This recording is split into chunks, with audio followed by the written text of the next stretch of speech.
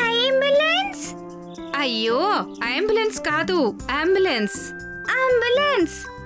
ఒకవేళ మీరు కూడా బిల్లీలాగా సరిగ్గా ప్రొనౌన్స్ చెయ్యాలి అనుకుంటే వెంటనే డౌన్లోడ్ చేసుకోండి Kuku TV kids app.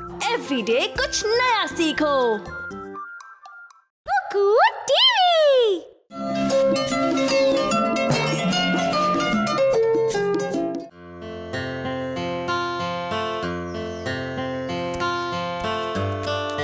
Horticulture garden అంటే ఏంటి డాడ్?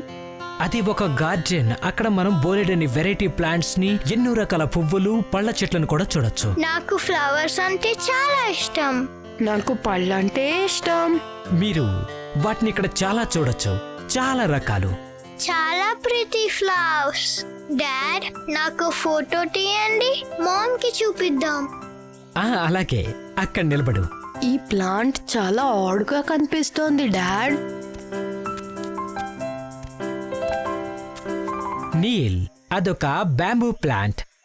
కానీ చాలా స్ట్రేంజ్ గా ఉంది. ఫ్లవర్స్ లేవు, ఫ్రూట్స్ లేవు, కర్రలే ఉన్నాయి. So boring. అవును డాడ్, ఈ ప్లాంట్ వేసి వీళ్ళు గార్డెన్ లో ప్లేస్ వేస్ట్ చేశారు.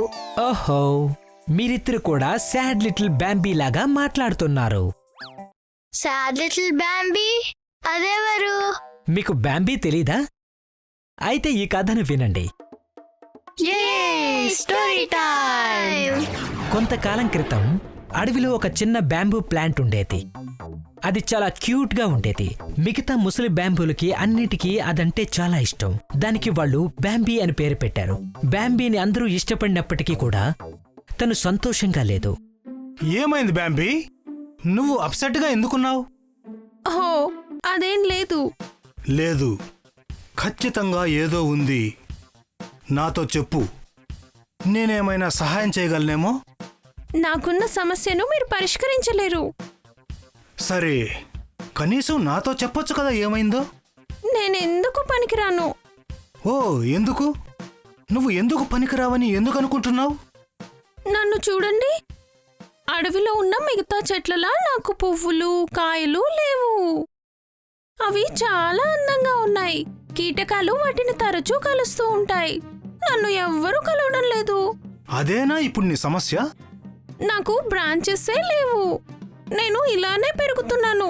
చాలా బోరింగ్గా ఉంది. మీరే చెప్పండి, ఇలా ఉంటే ఫన్ ఏముంటుంది? నేను యూజ్లెస్, యూజ్లెస్, యూజ్లెస్. ఓకే, నువ్వు ఎలా ఫీల్ అవుతున్నావో నేను అర్థం చేసుకోగలను. కానీ నువ్వు రేపు మధ్యాహ్నం వరకు ఎదురు చూడు. స్కూల్ నుండి పిల్లలు ఇటువైపు తిరిగి వెళ్లేంత వరకు. అప్పుడు నేను నీకు ఒక విషయం చెప్తాను. ఏంటది? అప్పుడే చెప్తాను. ఆ బ్యాంబూ మొక్కలు పెరిగిన ఆ చోటుకి పక్కనే ఒక పెద్ద స్కూల్ ఉంటుంది. ప్రతిరోజు మధ్యాహ్నం పిల్లలు ఇంటికి తిరిగి వెళ్లడానికి ఆ దారిలోనే వెళ్తుంటారు. ఇప్పుడు ఆ పిల్లలను చూడు, వెళుతున్నారు కదా. బాంబీ, వాళ్ళ చేతుల్లో ఏముందో చూసావా? అది ఒక బుక్. సరిగ్గా చెప్పావు. బుక్స్ దేంతో తయారు చేస్తారో నీకు తెలుసా? పేపర్. మరి పేపర్ దేంతో తయారవుతుందో తెలుసా? మనతో. పేపర్ బ్యాంబూతో తయారవుతుంది. అంతేకాదు, ఆ పుస్తకాలలో ఈ ప్రపంచం అంతటి గురించి పాఠాలు ఉంటాయి. పిల్లలందరూ వాటిని చదువుతారు. అంటే పిల్లలందరికీ మన నుండి తెలివితేటలు వస్తాయా? అదంతా ఏమీ లేదు. కానీ పేపర్ లేకపోతే బుక్ అనేది ఉండదు కదా. హే, ఒకసారి ఆ పిల్లాడిని చూడు. ఆ పిల్లాడి చేతిలో ఉన్నది ఏంటో నీకు తెలుసా? అది చూడ్డానికి ఒక కర్రలా ఉంది. అది ఒక మామూలు కర్ర కాదు, అది ఒక ఫ్లూట్. దాని నుండి మ్యూజిక్ వస్తుంది.